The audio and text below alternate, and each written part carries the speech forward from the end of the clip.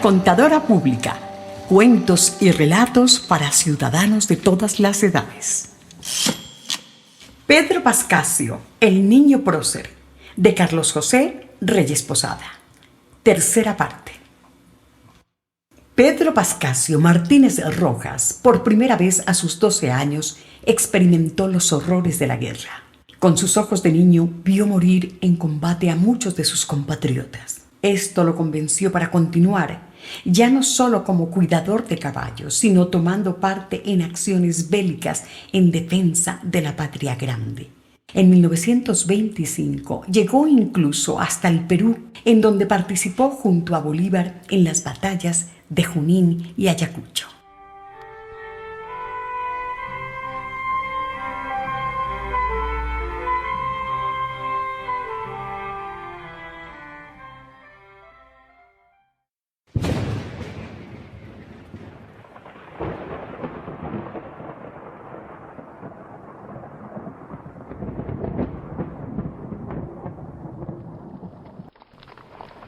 El 25 de julio, Bolívar dio la orden de marchar por los alrededores de Paipa para cerrarles el paso a las tropas realistas. El jefe era un tal José María Barreiro y buscaba llegar a la capital, Santa Fe de Bogotá, para pedir refuerzos, apresar a los patriotas y hacerles fusilar. De esto se iba enterando Pedro Pascasio, cuando de pronto apareció aquel ejército en medio de un terreno pantanoso que era propiedad de un señor Vargas. Los dos ejércitos se hallaron frente a frente sin haberlo planeado. Barreiro se puso muy contento porque se encontraba en mejor posición y pensó que sería fácil derrotar a aquel ejército de pordioseros. Como así se lo gritó al ejército libertador. Pedro Pascasio observaba todo desde una colina.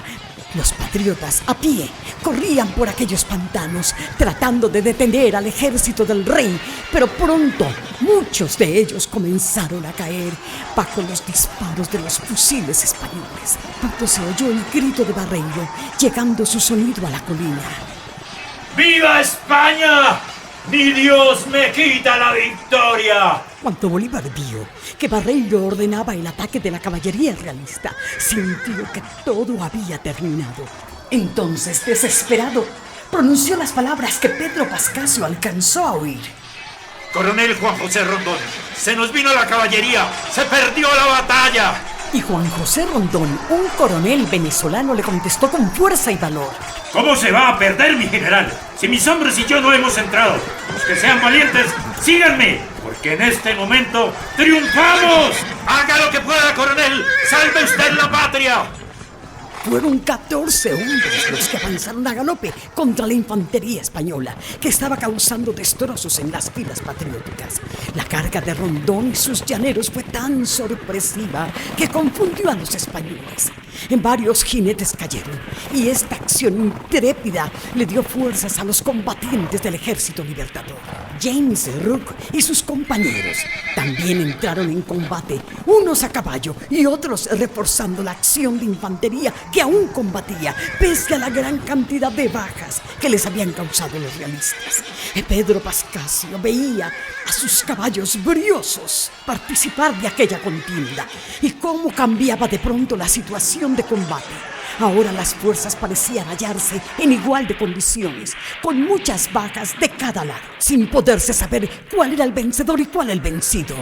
En medio de aquellas carreras, gritos y avanzadas y retrocesos de lado y lado, el muchacho alcanzó a ver cómo su amigo, el coronel James Rook, caía de su caballo herido por las balas enemigas. Al poco tiempo, la batalla se dio por terminada y Barreiro y sus hombres se alejaron, sin poder encontrar el camino hacia la capital como habían planeado. Fue un triunfo del ejército libertador, aunque no podía decirse que eran los ganadores de la batalla. Habían muchísimos muertos en el campo, así como gran parte de los caballos. Pedro Pascasio corrió, tratando de ver qué había pasado con el coronel Rook, pero cuando llegó al terreno, un grupo de soldados se lo había llevado a un sitio donde pudieran atenderlo. Se daba cuenta que tenía que aprender y ser fuerte, aceptar las cosas como vinieran.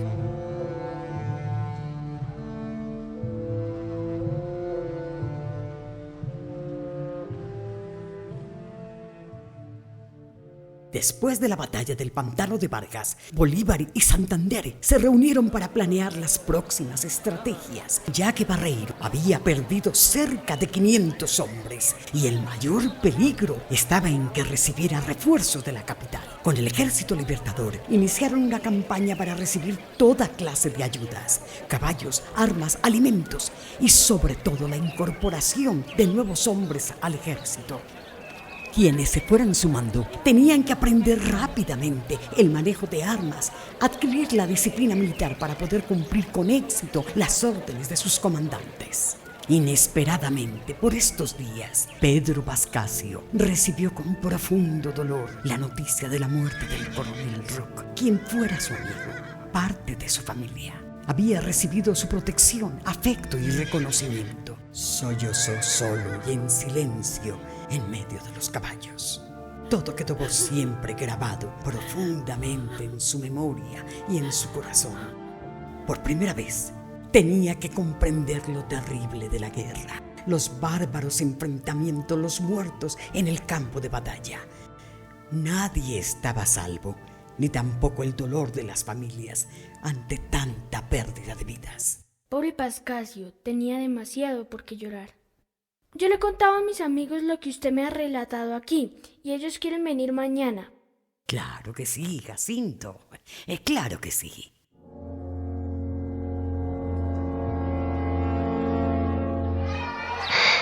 ¡Espérenme!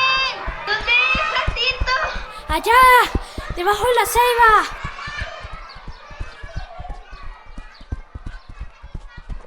Jacinto, ¿Qué quiere? Jacinto, ¿cómo va mi tarea? Mañana le tengo la respuesta. ¿Ve esta bolsa?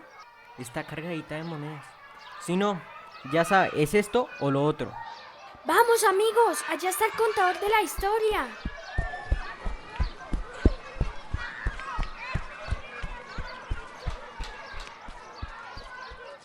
Buen día, señor. Estos son mis compañeros de clase. Buen día. Buen Bienvenidos. día. Buen día. Buenos días, señor. Ya sabemos de Pedro Pascasio y su participación en la campaña libertadora. Aunque él no participó en las batallas, solo cuidó a los caballos. Ajá. ¿Y en qué quedamos de la historia? Quedamos en lo triste que estaba Pedro Pascasio, pues por la muerte de su amigo Ruth. Si los españoles perdieron 500 hombres, ¿cuántos perdimos nosotros? Muchos. Por eso se hizo necesario reclutar nuevos combatientes, campesinos, artesanos, habitantes de las ciudades. Cientos pedían que los recibieran en el Ejército Libertador. Y como tenían pocas armas, llevaron también los cuchillos de sus cocinas para cortar carne. ¡Qué bien lo has contado, Jacinto! Sí, se hicieron a cualquier herramienta que encontraban para ser utilizada como arma. Entonces, emprendieron el viaje hacia la ciudad de Tunja, llegando el 5 de agosto de 1819 y alojándose en los conventos que convirtieron en cuarteles. Pedro Pascasio quedó asombrado al contemplar la ciudad más grande que había visto en su vida. Había muchas iglesias, parques y grandes mansiones. Una ciudad muy importante durante la colonia y paso obligado entre los pueblos de la Cordillera Oriental y la capital de Santa Fe de Bogotá. En la mañana del 6 de agosto, apenas aclaró, reinaba en los cuarteles una gran agitación. Se reunían todas las armas, se contaban las lanzas, los cuchillos, los machetes, se limpiaban los fusiles. El general Simón Bolívar estaba muy nervioso, no se quedaba quieto un instante. Hablaba con las tropas, revisaba las armas, contaba los caballos. Se reunía con don Francisco de Paula Santander y el coronel venezolano Juan José Rondón. Hablaban y hablaban. No sabían cuándo iban a salir. Lo mismo pensaba Barreiro y su ejército español. Se ubicaron en un punto estratégico mientras pedían refuerzos al virrey Sámano. En 3 o 4 días tendremos refuerzos suficientes para acabar con Bolívar y sus fuerzas insurgentes. Permaneceremos de 6 a 8 días antes de iniciar movimiento alguno. Pero no sucedió así. En el amanecer del 7 de agosto, el general Bolívar dio la orden decidida. de alistarse para partir enseguida en busca del ejército realista. Algunos espías que Bolívar había enviado para averiguar dónde se encontraban las tropas de Barreiro informaron que estaban en las riberas del río Teatinos o Boyacá, al lado del puente, paso obligado en el camino hacia la capital. Por lo tanto, sería muy posible que así como él había enviado a algunos hombres a espiar al enemigo, Barreiro hubiera hecho lo mismo. Los comandantes de los ejércitos españoles nunca pensaron que Bolívar podía llegar a la Nueva Granada, cruzando un lugar tan escarpado y difícil como el páramo de Pisba. Por eso Bolívar se llamaba a sí mismo el hombre de las dificultades, no solo por los obstáculos que encontraba en su campaña, sino por las vías difíciles que él mismo buscaba.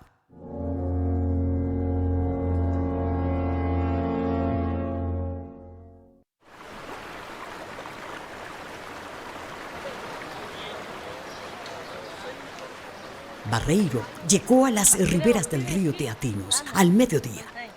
Después del almuerzo, los hombres se sentaron con calma, convencidos que la espera sería muy larga. Se recostaron a un lado de los árboles. Muchos habían metido los pies en el agua, dejando las botas a un lado. Otros dormían un rato. Aquellos conversaban y jugaban a los dados.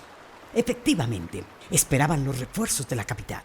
De pronto, Barreiro y sus hombres vieron cómo por la ladera de los montes bajaban oleadas de hombres armados hasta los dientes en un plan de ataque que no permitió a los soldados que se colocaran sus botas. La confusión fue tan grande que no hubo tiempo de organizar escuadras. Otros despertaron en medio del estruendo. Santander y sus hombres avanzaron rápidamente hacia el centro de las fuerzas realistas, tomándose el puente de Boyacá y abriendo el camino a varios destacamentos de los patriotas, logrando pasar al otro lado. El desconcierto era tan grande que los realistas buscaban órdenes de sus comandantes, pero el coronel Barreiro había huido sin que nadie se atreviera a dar órdenes en su lugar. La batalla duró menos de 2 horas y solo se presentaron 13 muertos en el combate. La batalla de Boyacá fue la que le dio definitivamente la independencia a Colombia. ¿Y qué hicieron los soldados que perdieron la batalla?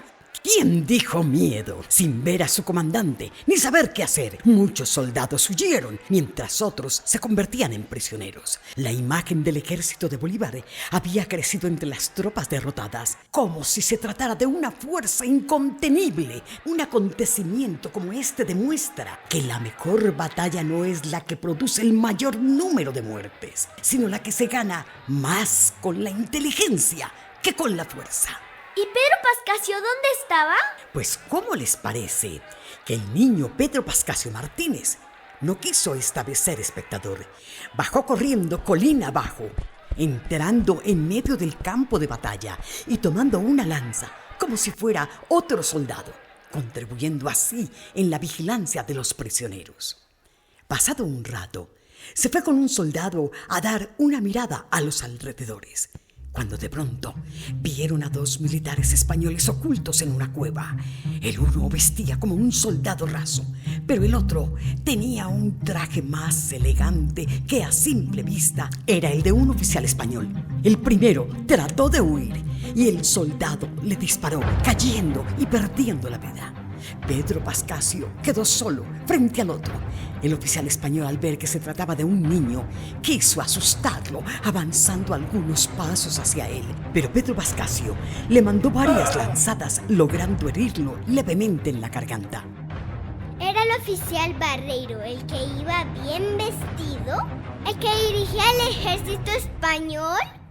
Sí, el mismo. Aquel niño Pedro Pascasio era un auténtico soldado que estaba dispuesto a todo si el oficial se oponía y le hacía resistencia. ¿Saben lo que hizo el oficial español? ¡No! Pues sacó como último recurso una bolsa llena de monedas y se las ofreció a Pedro Pascasio si lo dejaba escapar. Quiere decir que no es nuevo eso de obligar a una persona a hacer algo que no quiere y si no obedece la convence con moneda. Jacinto, presta mucha atención. Mira lo que ocurrió. Sin duda, para aquel niño con muchas necesidades, las monedas de Barreiro podrían haber sacado de afanes a su familia. Tal vez Barreiro pensó que con esto era fácil convencerlo, pero Pedro Pascasio no se dejó tentar y levantó la lanza a él y le dijo en tono enérgico: Siga adelante, o si no lo arriamos. No tuvo más remedio que obedecer las órdenes del niño. Cuando llegaron, el general Bolívar se encontraba instalado en el cuartel con los demás generales, celebrando la victoria. Pedro Pascasio, ¿por qué no me ha llevado el caballo guajiro? Tal como se lo ordené. Mi general Bolívar, a cambio le he traído un prisionero. Aquí lo tiene. ¡Barreiro! ¡José María Barreiro! Ya me contará cómo lo ha logrado Pedro Pascasio, pero nunca me imaginé que un valiente patriota viviera dentro de un modesto niño cuidador de caballos. Lo nombro de inmediato sargento de la patria y recibirá una gratificación de 100 pesos. Pedro Pascasio continuó en las filas del ejército patriota hasta el final de la campaña libertadora y recorrió un largo territorio con las tropas, conociendo regiones que nunca hubiera podido visitar de otro modo. Llegó a participar en las últimas batallas de Junín y Ayacucho, en el Perú. Apenas terminó la guerra, regresó a su pueblo Belén, dedicándose a las faenas del campo. Se casó y tuvo muchos hijos. Nunca pudo olvidar los sucesos de aquella tarde del 7 de agosto de 1819 en el puente de Boyacá. Murió con la conciencia tranquila, rodeado por su familia. Hoy en el pueblo de Belén, en Boyacá, hay una estatua de él que recuerda su acto heroico de aquel día. Cuando visiten Belén, no se les olvide ir a verla. Y así concluyó esta historia.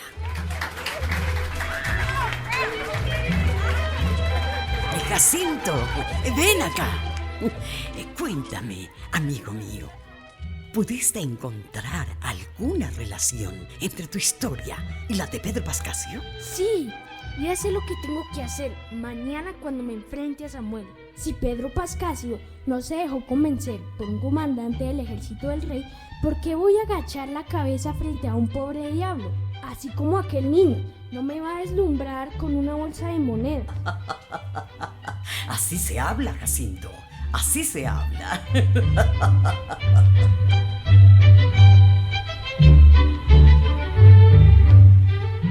La historia de Pedro Pascasio Martínez había concluido, como también el problema creado entre Samuel y Jacinto. Pero aún tendrán que existir muchas historias interesantes sobre muchachos como ellos que habían sido dignos de recordarse en nuestra historia. Ninguno pensó entonces que pudieran hacer parte de un relato que llegara a ser escrito, como este que tú, atento lector, acabas de terminar.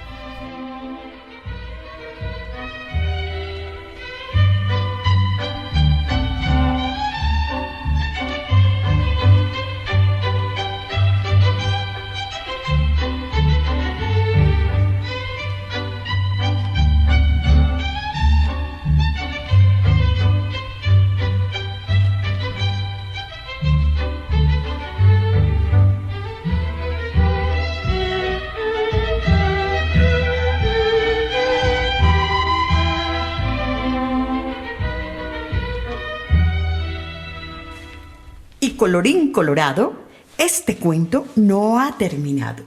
Cuéntanos, ¿es de héroes ir a la guerra a cualquier edad? Conocido es ya que todos somos diferentes, pero ¿estas diferencias necesariamente nos conducen a la guerra? Te invitamos a seguir nuestro podcast en YouTube y Spotify, como La Contadora Pública, cuentos y relatos para ciudadanos de todas las edades.